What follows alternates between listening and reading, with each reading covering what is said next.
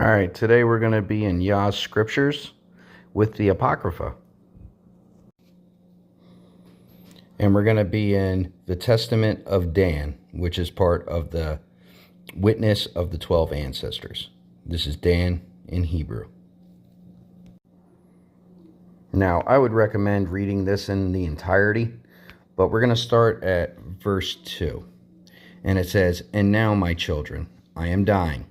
And I say to you in truth that if you do not guard yourselves against the spirit of lying and anger, and love truth and long-suffering, you will perish.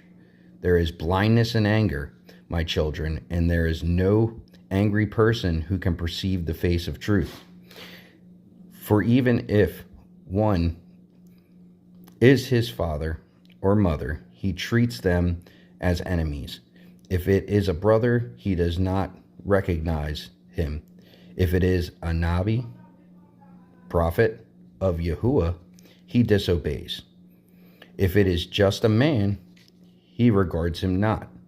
If a friend, he ignores him. For the spirit of anger ensnares him in the nets of deceit, blinds his eyes, literally, darkens his understanding by means of a lie, and provides him with its own particular perspective. And how does it encompass his eyes? By hatred in the heart. It gives him a particular disposition to envy his brother. Anger is evil, my children, for it becomes the motivation force of the soul itself. That force has strange effects on the body of the angry man. It dominates his soul and provides the body with a particular power so that it can accomplish every Torahless act. Lawless. When the soul acts, it justifies whatever is done, since it lacks discernment. So then, whoever is angry, if he is a powerful person, has triple strength by reason of his anger. First, though, the power and support of his subordinates. Second, through his wealth, by which he can win by persuasive acts and triumph in injustice. Third, he has the natural force of his own body, and through it he accomplishes evil. But if the angry one is a weak person, his strength is twice that of nature. For anger always supports such a person in their transgression. The spirit always mixes with lying at the right hand of Beliar, in order that such deeds may be done through savagery and deception. Understand, then, the power of anger that is senseless.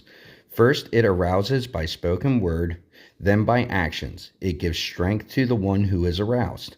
By sharp looses, it perturbs his mind, and thus arouses his soul with anger. When anyone speaks against you, do not be moved to anger. And if anyone praises you as being kind, do not be elated, nor be carried away, neither by pleasure nor by shame. For it is pleasant to hear, and thus it sharpens the mind to be sensitive to some provocation. And then, when anyone is aroused by anger, it makes him suppose his self-esteem is justified. If you suffer a loss, if you undergo the destruction of anything, do not become alarmed, my children, because the Spirit makes one desire what is transitory, in order that he might be made angry over what he is missing.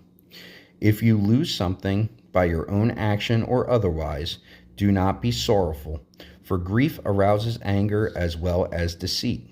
Anger and lying together are a double-edged evil, and they assist one another in order to disturb the heart, and when the soul is continually perturbed, Yahuwah withdraws from it, and Belial rules it.